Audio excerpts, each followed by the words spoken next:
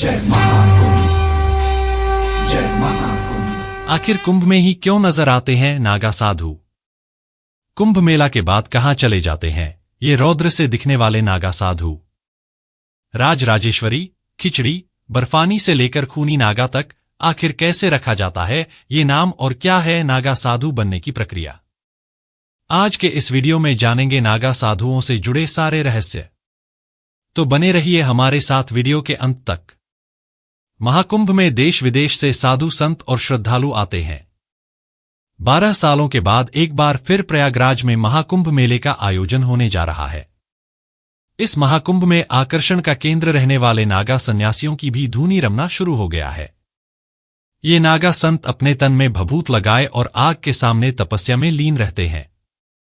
तो आइए सबसे पहले जानते हैं नागा साधु कैसे बनते हैं, और किसी का राजराजेश्वरी, खिचड़ी, बर्फानी तो किसी का खूनी नागा नाम कैसे रखा जाता है। नागा सन्यासी न केवल अपनी विशेष वेशभूषा और रहन सहन के लिए प्रसिद्ध हैं, बल्कि उनकी आध्यात्मिक तपस्या और धर्म की रक्षा में महत्वपूर्ण भूमिका भी रही है। नागा सन्यासी वे तपस्वी साधु हैं जो सनातन धर्म के विभिन्न अखाड़ों यानी संगठनों से संबंधित होते हैं। ये वस्त्र, मोह माया आदि का त्याग कर तपस्वी जीवन व्यतीत करते हैं। नागा बनने की प्रक्रिया बहुत कठिन होती है। जो नागा बनाए जाते हैं उनको खुले आसमान के नीचे छोड़ दिया जाता है। फिर उनका मुंडन संस्कार होता है। उनका पिंडदान होता है। 5 गुरु इनको अलग अलग दीक्षा देते हैं। कान में मंत्र फूंके जाते हैं और नस तोड़ी जाती है। इसके बाद वो नागा बनते हैं। नागाओं में महिला नागा साधु संत भी होती हैं। उनको भी दीक्षा दिलाई जाती है, लेकिन महिला होने के नाते ये प्रक्रिया बहुत गुप्त रखी जाती है। इन महिला साधुओं को ब्रह्मगाथी दिया जाता है, जो सिले हुए कपड़े नहीं पहनती हैं। इस महाकुंभ में नागा सन्यासियों का आना इस पर्व को और भी रहस्यमय और अद्वितीय बनाती है।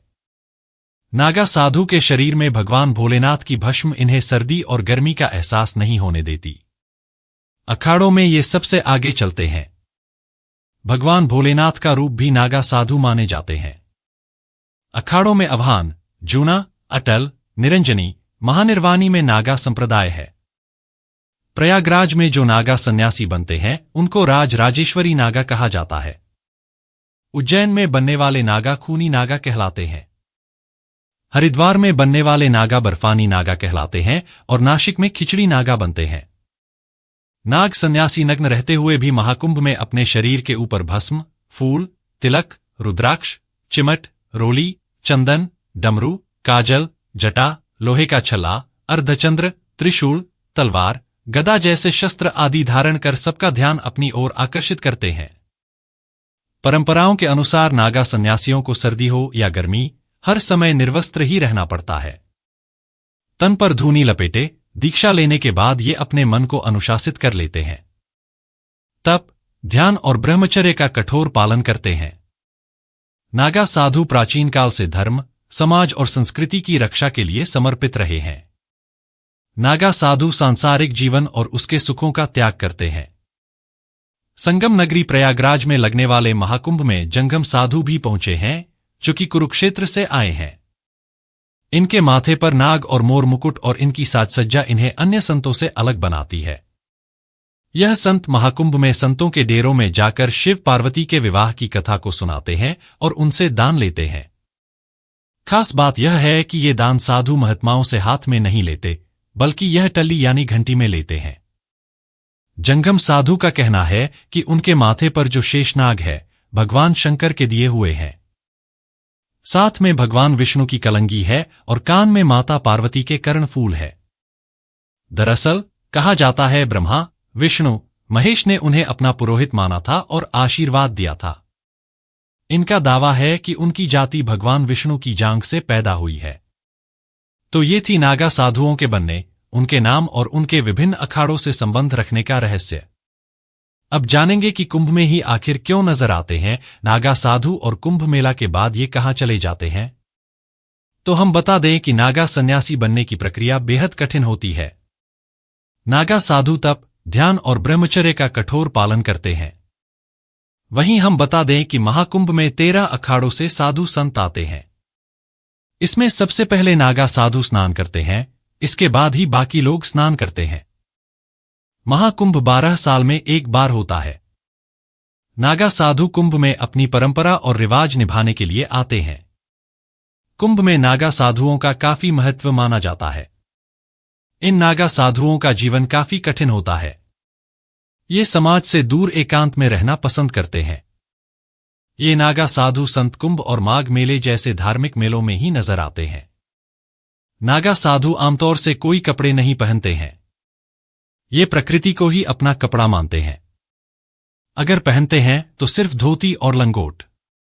नागा साधु युद्ध के कई हथियार चलाने में निपुण होते हैं और ये हिमालय और जंगलों में अपना ज्यादातर समय कठिन तपस्या करने में व्यतीत करते हैं। ये भोजन भी बेहद कम लेते हैं। नागा साधुओं को शांति में तप करना पसंद होता है और ये भगवान शिव के भक्त होते हैं।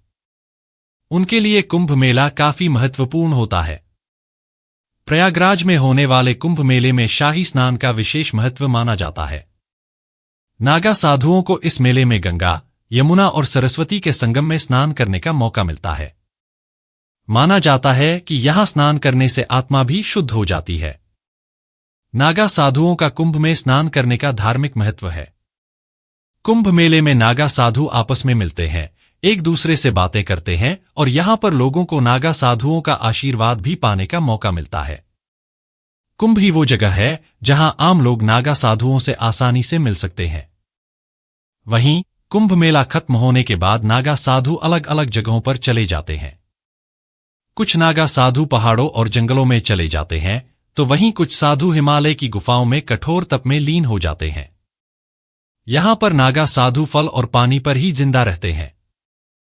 कुछ नागा साधुओं को खुले वातावरण में रहना पसंद होता है, तो कुछ नागा साधु कुंभ के बाद देश भर के तीर्थ स्थलों की यात्रा पर निकल जाते हैं।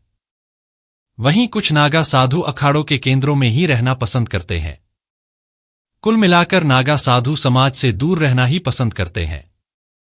तो ये थी नागा साधुओं से जुड़ी वो रहस्य जिसे कम ही लोग जानते हैं। फिलहाल के लिए बस इतना ही। ये वीडियो आपको कैसी लगी ये हमें कमेंट बॉक्स में जरूर बताएं। साथ ही यदि ये वीडियो आपको पसंद आई हो तो कृपया चैनल को सब्सक्राइब करने के साथ वीडियो को लाइक और शेयर करना ना भूलें। धन्यवाद।